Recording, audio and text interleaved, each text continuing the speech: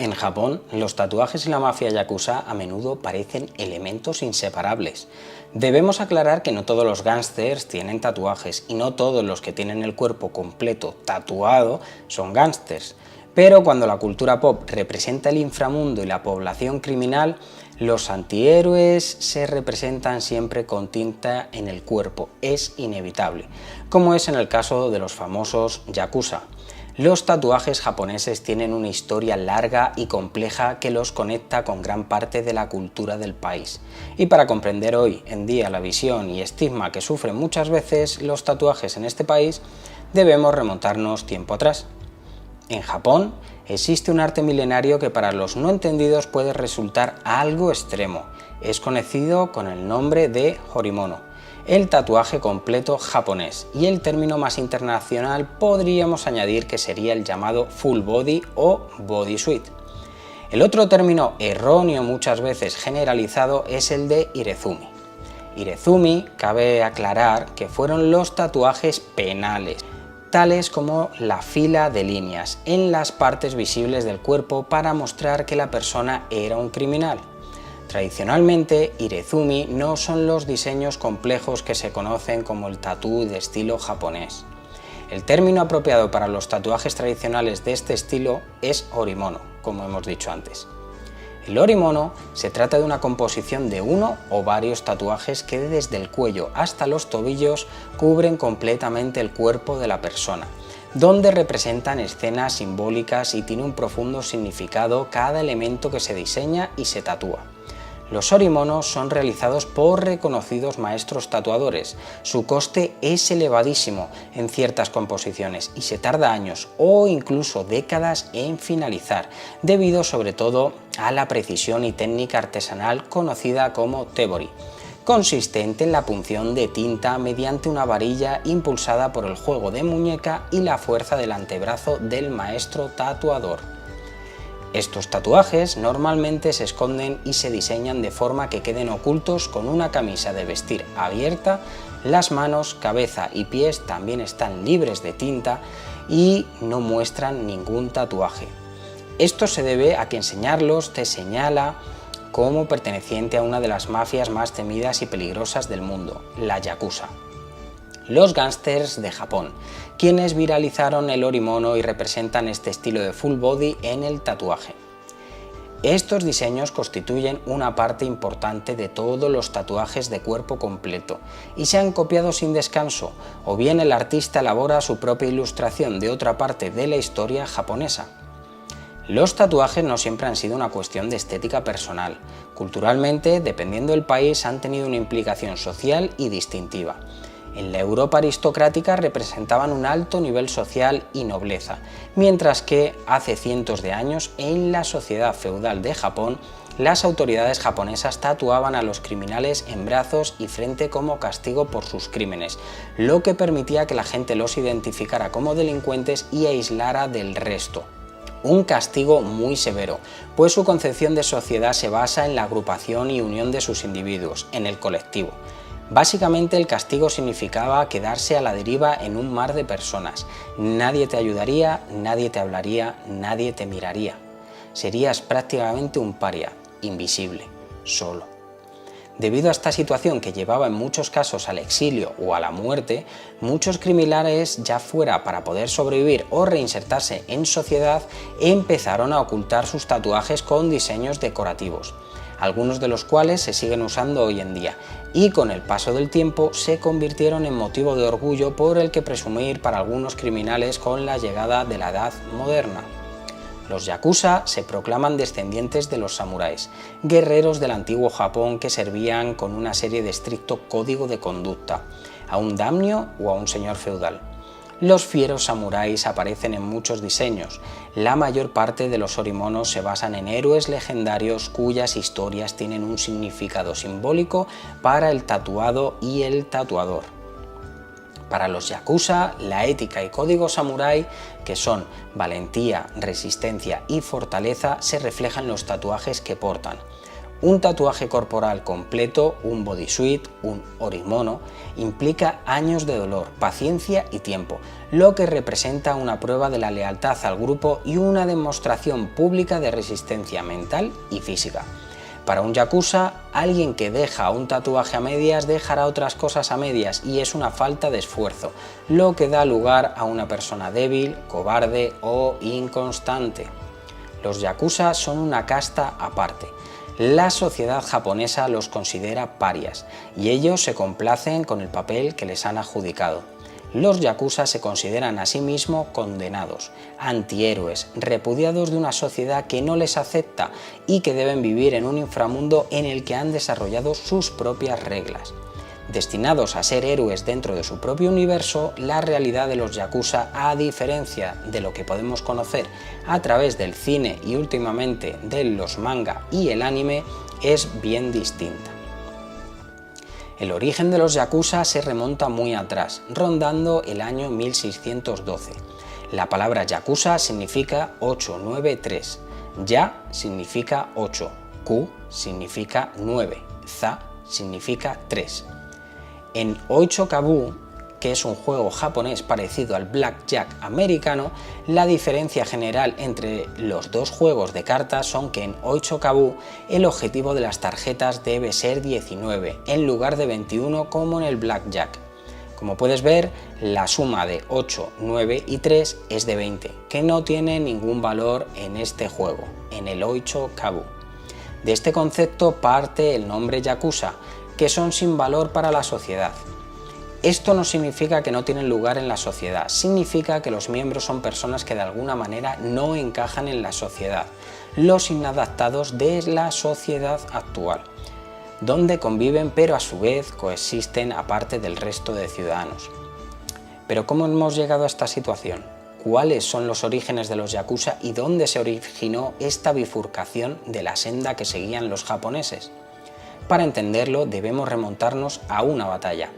La reunificación del Japón fue posible después de la batalla de Sekigahara, en la que venció Ieyasu Tokugawa en 1600, imponiendo al país una paz duradera que después de incontables guerras civiles dio un duro golpe a la casta de los guerreros.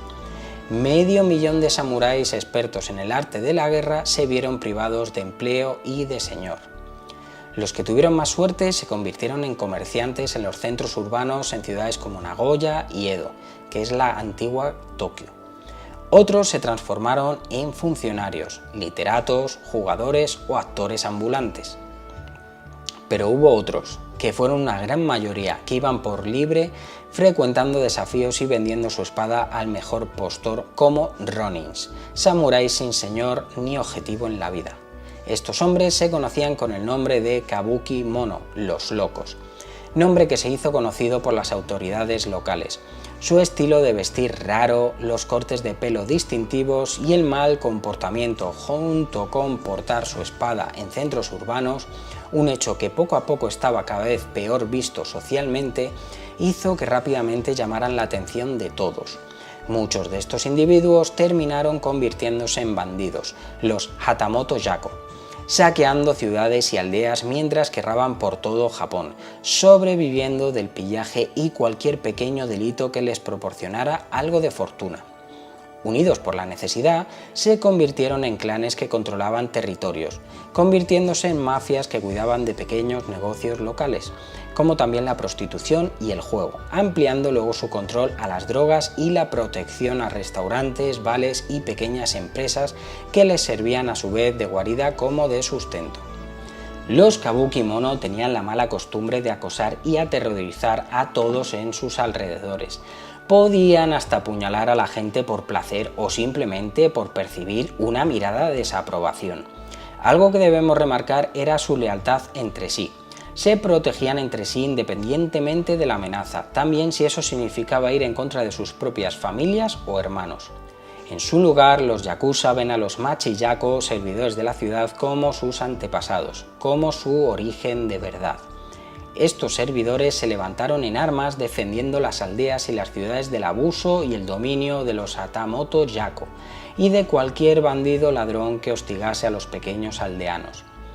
Naturalmente, estas milicias populares no tardaron en transformarse en pequeños feudos, organizados jerárquicamente y que tomaban a su vez el control del juego, la prostitución y la extorsión, pero diferenciándose de sus enemigos en un código de conducta y moral mucho más estricto en el que cualquier ciudadano perteneciente a su feudo era protegido sistemáticamente.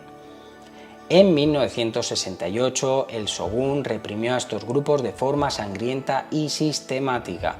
En este conflicto aparecieron dos figuras que se agrupaban en clanes para controlar el delito organizado: los Bakuto y los Tequilla. Los Machi-Yaku eran jugadores y sicarios muy hábiles, ligados entre sí y a su líder con una irrompible lealtad, al igual que los Yakuza de hoy en día. Los Machi-Yaku pronto se convirtieron en héroes de la gente, alabados por los ciudadanos por su ayuda contra el kabuki mono y cualquier otra amenaza que alterara la paz ciudadana y el día a día. Los Machi-Yaku eran a menudo débiles y peor entrenados y equipados que los kabuki mono, por lo que las luchas terminaban siempre de forma muy sangrienta y normalmente compensaban esa falta de preparación con técnicas de guerrilla y escaramuzas. Los yakuza actuales no llegaron hasta mediados del siglo XVII, con sus miembros de Bakuto, jugadores, y Tequilla, vendedores ambulantes. Estos nombres de los miembros todavía están en uso en la actualidad. Los Tequilla eran estafadores que mentían sobre los orígenes y la calidad de sus productos. Se unieron por necesidad de protección y el interés mutuo durante el régimen de los Tokugawa. Los Bakuto fueron quienes les dieron el nombre a los yakuza y al tradicional hecho de cortarse un dedo. Yakuza significa 893 en japonés, como hemos dicho, y se considera una mala mano de cartas. Los jugadores profesionales hicieron de esta expresión idiomática la designación de toda cosa inútil que no sirve a un propósito o consigue un beneficio positivo. Por este motivo, los yakuza reivindicaron entonces este término para denominarse a sí mismos, declarando así la precariedad de su estatus social de perdedores y de parias. El propio nombre entonces refuerza una imagen de héroes sublimes que viven en los límites de lo moral y la sociedad. Casi todos los miembros de la yakuza tienen el mismo tipo de pasado: los delincuentes pobres y marginales. La yakuza se convierte en una familia para ellos. Reciben ayuda con sus problemas, consiguen respeto y estatus, pueden sentir hermandad y sobre todo seguridad y protección. La costumbre de cortarse un dedo fue utilizado como acto de compensación ante el oyabun por un error cometido. También fueron los que comenzaron la tradición de los tatuajes. Los yakuza entonces comenzaron a organizarse en familias o clanes, adoptando un lazo de obediencia conocido como oyabun-kobun, que es el rol de padre e hijo, como también un estricto respeto por la cadena de mando y la jerarquía, copiado todo ello de las cofradías de los Bakuto. El oyabun es el padre, proporcionando consejo, protección y ayuda. El kobun actuaba como el hijo, jurando lealtad absoluta y sirviendo siempre que el oyabun lo necesitara. A finales del siglo XIX, la policía comenzó a hostigar a los Bakuto, ya que el juego fue prohibido, pero los Tequilla ampliaron sus actividades, que aparentemente eran actividades de juego legales. La yakuza comenzó a penetrar en la política, introduciéndose a través de ciertos políticos y funcionarios. Cooperaron con el gobierno para conseguir cierto reconocimiento oficial, o por lo menos una cierta libertad del hostigamiento al que se les sometía. Las cosas cambiaron cuando el puerto de Pearl Harbor fue bombardeado en las islas de Hawái. Los miembros de la yakuza trabajaron a favor del gobierno, enaltecidos de un sentimiento patrio por defender su tierra. Antes ronin, errantes caídos en desgracia, luego mercenarios y hoy día gángsters ligados a sus tradiciones, los yakuza se dividen en unos 24 clanes con un total de 90.000 miembros. El Yamaguchi-gumi es hoy en día en Japón el mayor sindicato y con mayor poder. Los otros dos sindicatos importantes son el Ichiwai-kai y el Yumiyoshi-kai en el área de Tokio. En la actualidad, la ley japonesa los ha convertido poco más que en individuos invisibles, ya que en 1992 el gobierno declaró una ley antibandas que los sitúa fuera de la legalidad. Se le prohibió exhibir la insignia y el nombre de su clan, así como cualquier otro símbolo relacionado con bandas y ligado a sus actividades. Sin embargo, no han desaparecido. Siguen controlando el juego, la droga y la prostitución. Además, pujan en la bolsa. Son los secuaces de la extrema derecha japonesa y se han especializado en infiltrarse en las estructuras legales del mundo empresarial y financiero. Antes pactaban con la ley, ahora están fuera de ella. Aún así, solo en Tokio controlan unos 2.500 negocios y cientos de millones de dólares al año. Utilizan como tapaderas organizaciones religiosas, políticas y de negocios. Los famosos tatuajes son el símbolo por excelencia de los diferentes clanes yakuza. El número de tatuajes no crea diferencia entre los miembros de un clan como podríamos pensar. Es decir, no es más importante el que más lleva, pero sí debemos decir que crea un respeto, debido, como hemos dicho antes, a la prueba de resistencia y fortaleza mental y física que implica tatuarse. Los motivos que se tatúan van desde dragones y carpas a paisajes de guerreros, samuráis con sus armas en la mano y diferentes escenas bélicas. Los diferentes clanes no tienen símbolos propios, ya que los tatuajes yakuza están basados en antiguas leyendas japonesas. Se trata de que el cuerpo sirva como expositor para expresar una épica historia tradicional japonesa con la que ellos se identifican. Este tipo de tatuajes no son exclusivos de la yakuza, ya que ejemplifican una historia y leyenda urbana cultural del país en general, por lo que dos individuos yakuza o un ciudadano corriente pueden tatuarse los mismos motivos. Esto complica hoy en día poder diferenciar a quién es yakuza de quién no, únicamente valorando los tatuajes que portan. En Japón, actualmente, los tatuajes progresivamente van haciéndose un hueco en la sociedad civilizada y cada vez menos personas los relacionan con la mafia y la criminalidad. Sí es cierto que aún queda mucho camino por recorrer y que las personas más mayores que vivieron los tiempos dorados de la yakuza no podrán abandonar la idea del crimen cuando ven una persona tatuada. Aún sigue habiendo problemas y controversia con las personas muy tatuadas teniendo baños públicos y otros establecimientos diferenciados de los enfocados al ciudadano común. Gracias, sin embargo, al turismo, al extranjero que va tatuado, la concepción ligada a los yakuza poco a poco va quedando en el pasado y es progresivamente aceptado en sociedad el tatuaje como un producto estético y artístico.